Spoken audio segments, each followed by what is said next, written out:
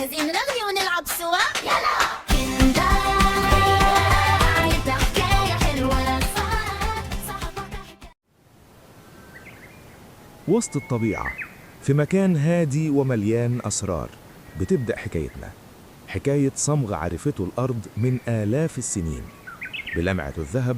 وده مش بس منظر حلو، ده لبان الذكر أو الكندر، هدية شجرة صبورة عرفت تحمي نفسها. من زمان قوي الإنسان عرف لبان الذكر واستخدموه كجزء من حياته اليومية. العيلة كانت واقفة بتتفرج، وكل قطرة قدامهم حاسة إنها شايلة حكاية قديمة. لبان الذكر معروف إنه بيساعد الجسم يحافظ على توازنه. الفضول شد الأطفال، لأن أي معرفة دايما بتبدأ بسؤال. في التراث لبان الذكر كان بيتبخر بيه، وناس كتير استخدمته علشان يحسوا براحة في النفس. وريحته العطرية معروفة إنها بتساعد على الهدوء وتخفيف التوتر.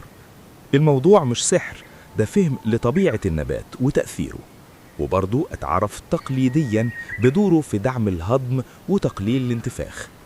القطع الصلبة كانت بتتحول، وزي ما المعرفة بتتغير من شكل لشكل، كتير من الناس اعتادوا ينكعوا لبان الذكر في المية ويشربوه الصبح كجزء من روتين بسيط.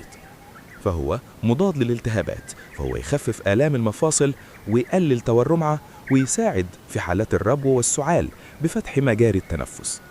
وكمان الجهاز الهضمي، فهو يعالج عسر الهضم، الغازات، الإمساك، القولون العصبي، ويقلل الانتفاخ. والجهاز التنفسي هو كمان بيساعده على تخفيف الاحتقان، السعال والربو، ويساعد في تحسين التنفس.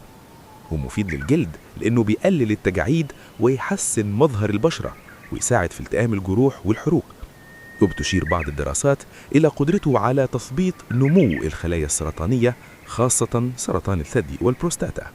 نخل لبان الذكر في وصفاتك الطبية لتحسين البشرة وإزالة التجاعيد. حتى النفسية ريحته كانت دايما مرتبطة بالهدوء والراحة. وفي العلاج العطري العيلة بدأت تفهم إن الطبيعة بتشتغل بهدوء، والنتيجة بتيجي مع الاستمرار. الأجداد كانوا فاهمين إن الطبيعة فيها أسرار وبتدينا العلاج من الأعشاب. السؤال مش نستخدم إيه، السؤال نستخدمه إزاي. وهنا في المكان اللي العلم قابل فيه الحكمة والصورة بدأت تكمل، المعمل مش ضد الطبيعة، ده بيكملها. لبان الذكر لما يتحضر صح بيحافظ على خصائصه، سواء منقوع أو زيت أو تبخير. كل طريقة وليها استخدام. العلم بيدرس والتراث بيمهد، والاتنين مع بعض بيوصلوا للفهم. كده كان ابن سينا بيشوف العلاج من الأعشاب الطبيعية. الصحة مش وصفة واحدة، دي مجموعة اختيارات: أكل، حركة، وراحة نفسية. ولبان الذكر جزء من الرحلة دي، مش وعد لكن دعم.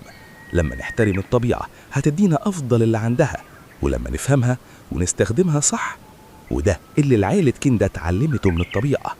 حكمة بتتنقل من جيل لجيل، حكاية بسيطة لكن معناها كبير. دي كانت حكاية لبان الذكر.